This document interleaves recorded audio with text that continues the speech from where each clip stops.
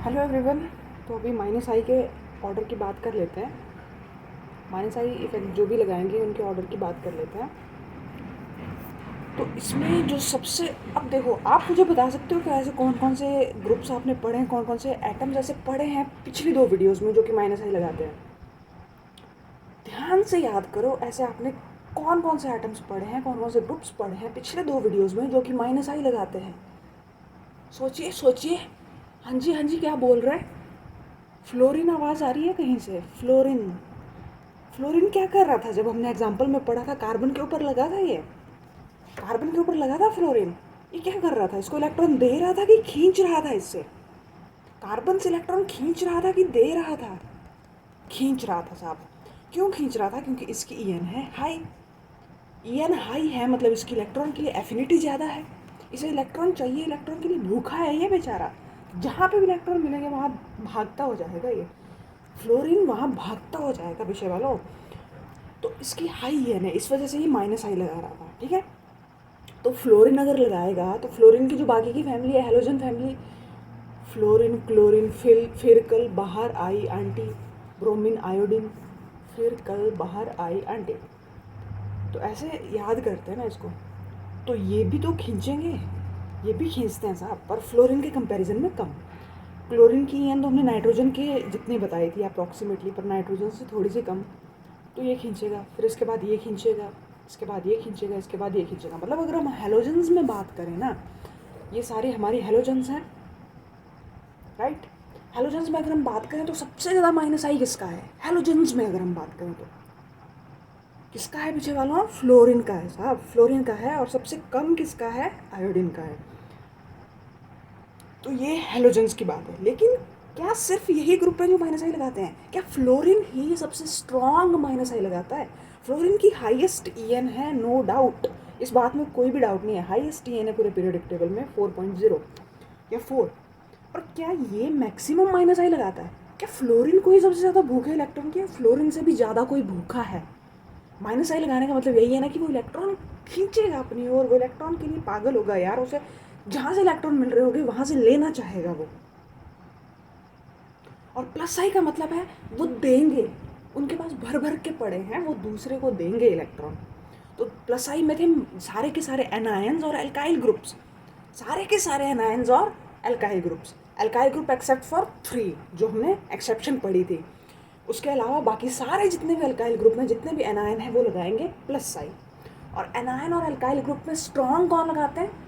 Strong कौन लगाते हैं? पीछे वालों सवाल समझ में आ रहा है कि एनायन और अल्काइल ग्रुप अगर आपस में भिड़ जाएं कि हम ज़्यादा प्लस आई लगाते हैं, हम ज़्यादा प्लस आई लगाते हैं, तो कौन ज़्यादा प्लस आई लगाता है? कौन जीतेगा?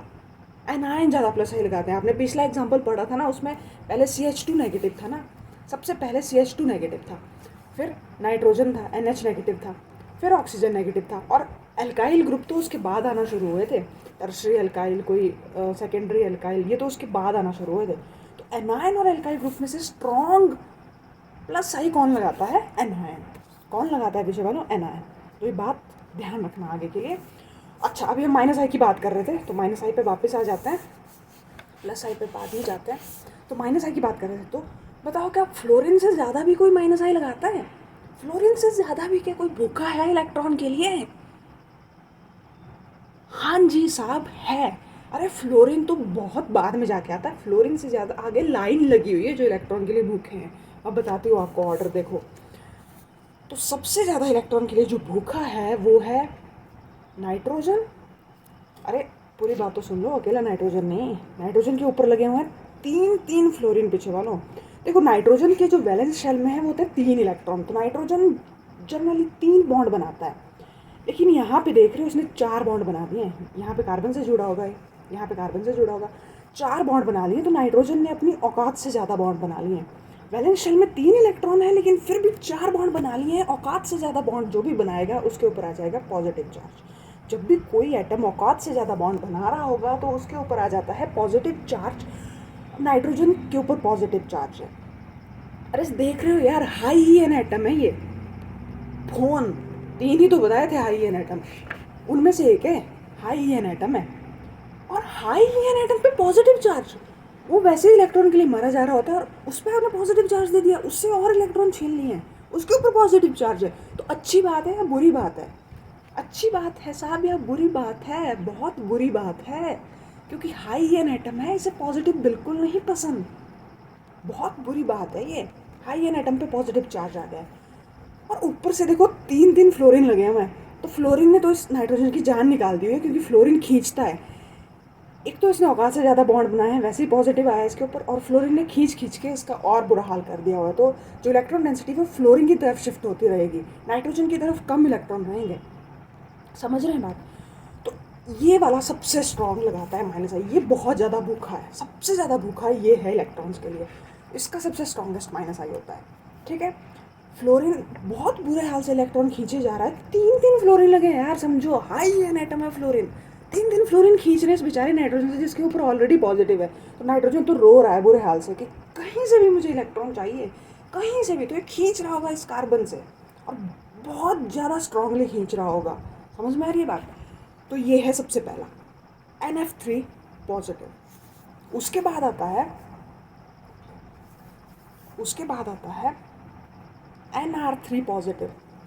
मतलब अभी भी नाइट्रोजन के ऊपर पॉजिटिव चार्ज है, पर इसको R ग्रुप लगे हुए हैं। R ग्रुप का मतलब समझ रहे हो, एल्काइल ग्रुप लगे हुए हैं। तो एल्काइल ग्रुप लगे होंगे तो वो तो सप्लाई कर रहे होंगे इसको थोड़ा थोड़ा इलेक्ट्रॉन। तो यहाँ पे इसकी हालत थोड़ी ठीक है नाइट्रोजन की, तो ये दूसरे नंबर का माइनस आई लगाता है। इसके बाद तीसरे नंबर का है NH3 पॉजिटिव, NH3 पॉजिटिव। ठीक है, अब यहाँ पे बहुत सारे बच्चों को डाउट आता है कि NR3 और NH3, NR3 और NH3, तो यहाँ पे तो ये इसको सप्लाई कर रहा है ना, तो इसकी भूख कम है इलेक्ट्रॉन्स की, पर यहाँ पे तो हाइड्रोजन सप्लाई नहीं कर रहा ना, तो इसको तो आगे होना चाहिए था, इसकी भूख तो ज़्यादा होनी चाहिए थी। NH3 पॉजिटिव की भूख तो NR3 पॉजिटिव से ज़्यादा होनी चाहिए थी, मतलब ये ज़्यादा स्ट्रॉन्ग माइनस आई लगाना चाहिए था, पर ये कम लगा रहा है। तो ऐसा क्यों? तो यार इसका रीज़न देखो, इसका रीज़न आता है सॉल्वेशन इफेक्ट, जो हम आगे पढ़ लेंगे डिटेल में। पर तुम अगर इसको याद ही कर लोगे ना तब भी कुछ बुरी बात नहीं, क्योंकि नीट में इतना डिटेल पूछते नहीं है यार। पर अगर जानना चाहते हो कि मैं बाद में बता दूंगी। सॉल्वेशन इफेक्ट बहुत सारे ऐसे एक्सेप्शंस का रीज़न आता है कि सॉल्वेशन हो जाती है जिसकी वजह से ये पीछे और ये आगे हो जाता है। तो अभी अगर याद करना चाहते हो याद ही कर लो, बाकी आगे मैं एक्सप्लेन कर भी दूंगी सॉल्वेशन इफेक्ट के बारे में। तो इसका जवाब आपको सॉल्वेशन इफेक्ट में मिल जाएगा। अभी बस याद कर लो कि NR3 पॉजिटिव ज़्यादा लगाता है NH3 पॉजिटिव से। समझ रहे हैं बात? ठीक है साहब। इसके बाद आता है हमारा, अब देखो ये सारे जो ऊपर हमने पढ़े ये थे कंप्लीट पॉजिटिव चार्ज वाले। समझ रहे हैं? इनके ऊपर पॉजिटिव चार्ज जो था वो कंप्लीट था। ठीक है, अब हम पढ़ेंगे इसके बाद आते हैं वो कंपाउंड जिनके ऊपर पार्शियल पॉजिटिव चार्ज है। यार देखो पॉजिटिव चार्ज वाले जो भी होंगे ना वो इलेक्ट्रॉन के लिए भूखे होंगे यार, तड़फ रहे होंगे कि हमें कहीं ना कहीं से इलेक्ट्रॉन मिल जाए। नेगेटिव चार्ज वाले देने के लिए तरस रहे होंगे कि हमें कोई ऐसा मिल जाए जिसे हम इलेक्ट्रॉन दे सके। पॉजिटिव वाले इसलिए रो रहे होंगे कि हमें इलेक्ट्रॉन चाहिए। तो जिनके ऊपर पूरा पॉजिटिव है वो बहुत ज़्यादा स्ट्रॉन्ग होंगे, जिनके ऊपर पार्शियल पॉजिटिव है वो उनके कंपैरिजन में थोड़ा कम स्ट्रॉन्ग माइनस आई लगाएंगे। तो इसमें आता है अगला NO2। इस पर ऑक्सीजन के ऊपर माइनस पार्शियल डेल्टा नेगेटिव होता है, ऑक्सीजन के ऊपर पार्शियल डेल्टा, नाइट्रोजन के ऊपर पार्शियल डेल्टा पॉजिटिव होता है।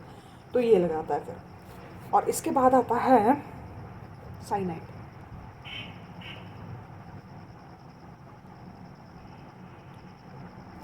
ठीक है, तो ये याद कर लेना यार। इसके बाद आता है एसिड वाला जो ग्रुप है, तो इसमें भी डबल बॉन्ड ऑक्सीजन है, partial delta negative partial delta positive. इस ऑक्सीजन ने यहाँ पे इलेक्ट्रॉन खींचे होंगे अपनी तरफ, तो कार्बन पे पार्शियल डेल्टा पॉजिटिव जनरेट हो जाता है। आगे एल्डिहाइड में पढ़ेंगे इसको बहुत डिटेल में। यहाँ पे एडिशन रिएक्शन होती है इसी वजह से, क्योंकि यहाँ पे पार्शियल डेल्टा पॉजिटिव होता है। एडिशन रिएक्शन होती है, nucleophilic addition reaction, aldehyde ketones में पढ़ेंगे। कोई भी नेगेटिव चार्ज कंपाउंड आता है जो कि न्यूक्लियोफाइल है। न्यूक्लियोफाइल देखो यार, न्यूक्लियोफाइल मतलब न्यूक्लियोफाइल लविंग, न्यूक्लियो मतलब पॉजिटिव चार्ज लविंग, बट वो खुद नेगेटिव चार्ज कंटेनिंग है। तो वो पॉजिटिव चार्ज लविंग होगा पर खुद नेगेटिव चार्ज का कंपाउंड होगा, वो न्यूक्लियोफाइल है। तो वो आएगा और इस पर अटैक करता है। यहाँ पे एडिशन रिएक्शन होती है और यहाँ पे जाके ऐड हो जाता है। तो ये आगे पढ़ेंगे एल्डिहाइड कीटोन्स में, ठीक है। और इसके बाद आता है एसिड वाले ग्रुप के बाद, एसिड वाले ग्रुप के बाद आता है हमारा एल्डिहाइड। इस पर भी पार्शियल डेल्टा पॉजिटिव नेगेटिव, ठीक है। अब इसके बाद आते हैं आपके प्यारे halogens, fluorine, chlorine, bromine, iodine. फिर कल बाहर आई आंटी, ऐसे याद करते ना पीरियोडिक टेबल को सारे को ट्रिक से। तो ये आते हैं हेलोजन्स। हेलोजन्स देखो इतने नीचे जाके आए, हेलोजन से पहले तो कितने ही एटम हैं जो कि भूखे हैं इलेक्ट्रॉन्स के लिए, जो कि भूखे हैं। और ये ऑर्डर किस बेस पे, ईएन के बेस पे है, इलेक्ट्रॉन एक्टिविटी के बेस पे है ये ऑर्डर। और यहाँ पे ये क्या बताया था, सॉल्वेशन इफेक्ट के बेस पे है ये ऑर्डर। समझ रहे हैं बात? ओके। और इसके बाद और भी हैं जो कि माइनस आई लगाते हैं, हेलोजन्स ने लगाया है। इसके बाद हेलोजन्स के बाद और आते हैं, यहाँ पे आएगा OR वाला ग्रुप, मतलब ईथर वाला जो ग्रुप होगा। यहाँ पे कार्बन होगा तो ये ईथर होगा, तो ये भी खींच रहा होगा। और इसके बाद आता है OH वाला ग्रुप। अगेन बच्चे सवाल पूछेंगे कि यहाँ पे ये R तो इसको सप्लाई कर रहा है ऑक्सीजन को, ठीक है, R तो ऑक्सीजन को सप्लाई कर रहा है, ऑक्सीजन इलेक्ट्रॉन्स का भूखा। देखो ऑक्सीजन के ऊपर अभी कोई चार्ज नहीं है यहाँ पे, ना नेगेटिव है ना पॉजिटिव है, ठीक है। ऑक्सीजन वैसे ही जन्मजात इलेक्ट्रॉन का भूखा है, तो इस वजह से ये माइनस आई लगा रहा है यहाँ पे, ठीक है। ऑक्सीजन के ऊपर पॉजिटिव चार्ज नहीं है, ठीक है। और नेगेटिव होता तो ये देने वाले में चला जाता, जैसा हमने पिछले में पढ़ा था, ठीक है। तो ये ईथर ग्रुप है OR, जिस पर ऑक्सीजन के ऊपर कोई चार्ज नहीं है। ऑक्सीजन जन्मजात भूखा है, इसलिए अपनी उसी प्रॉपर्टी की वजह से इलेक्ट्रॉन खींच रहा होगा, ना कि किसी चार्ज की वजह से, ठीक है। तो फिर से बच्चे सवाल पूछेंगे कि R तो इसको सप्लाई कर रहा है, तो इसको तो कम भूख होनी चाहिए। यहाँ पे तो R भी नहीं है सप्लाई करने वाला, तो इसको ज़्यादा भूख होनी चाहिए थी, इसको ज़्यादा स्ट्रॉन्ग आना चाहिए था। अगेन इसका रीजन आता है सॉल्वेशन इफेक्ट, सॉल्वेशन इफेक्ट। बस याद कर लें इस ऑर्डर को ऐसे का ऐसे, क्योंकि इससे नेक्स्ट वीडियो सवालों पे ही होने वाली है, ओके। तो उसमें बहुत यूज़ होगा ये सब कुछ। फिर अब बताओ मुझे, अब आप लोगों ने क्या प्लस आई में 3 एक्सेप्शन पढ़ी थी क्या? क्या सारे के सारे अल्काइल ग्रुप प्लस आई लगाते थे? सारे के सारे अल्काइल ग्रुप प्लस आई लगाते थे? नहीं, 3 एक्सेप्शंस थी उसमें। नंबर 1 एक्सेप्शन थी जब एल्काइन हो, जब एल्काइन हो तो ये आ गया माइनस आई में। देखो यहाँ पे बैठता है इस ऑर्डर में, इतना स्ट्रॉन्ग है इतना वीक है, ठीक है। इसके बाद आता है NH2। अब देखो अगेन नाइट्रोजन के ऊपर कोई चार्ज नहीं है, नेगेटिव होता तो देने वाला होता, पर नाइट्रोजन भी जन्मजात इलेक्ट्रॉन का भूखा है क्योंकि हाई EN एटम है ना, तो अभी खींचेगा इस वजह से, ठीक है। ऊपर जो खींच रहा था ऊपर पॉजिटिव चार्ज था, सॉरी कहाँ गया वो, पॉजिटिव चार्ज था, 3 फ्लोरीन लगे हुए थे, इस वजह से खींच रहा था। यहाँ पे कोई चार्ज नहीं है इसके ऊपर, यहाँ पे बस अपनी EN की प्रॉपर्टी की वजह से खींचेगा, ठीक है। इसके बाद आता है ऑर्डर में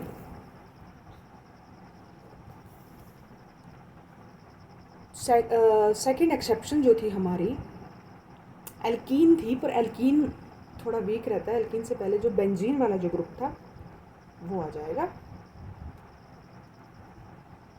ये ठीक है, ये आएगा। और इसके बाद आ जाएगा एल्कीन। तो एल्कीन यहाँ पे बताया है कि वीकेस्ट माइनस आई लगाता है, ठीक है सर, ठीक है सर। इतनी बात समझ में आई? इतनी बात में कोई डाउट तो नहीं है ना किसी को? तो ये ऑर्डर आपने याद कर लेना है माइनस आई का एज सच, ठीक है। इसके बाद हम सवाल करेंगे, सवालों में बहुत यूज़ होने वाली हैं ये चीज़ें। माइनस आई और प्लस आई का ये ऑर्डर एज सच याद कर लेना प्लीज़, ठीक है। ओके, फिर सवालों के साथ मिलते हैं अगले वीडियो में।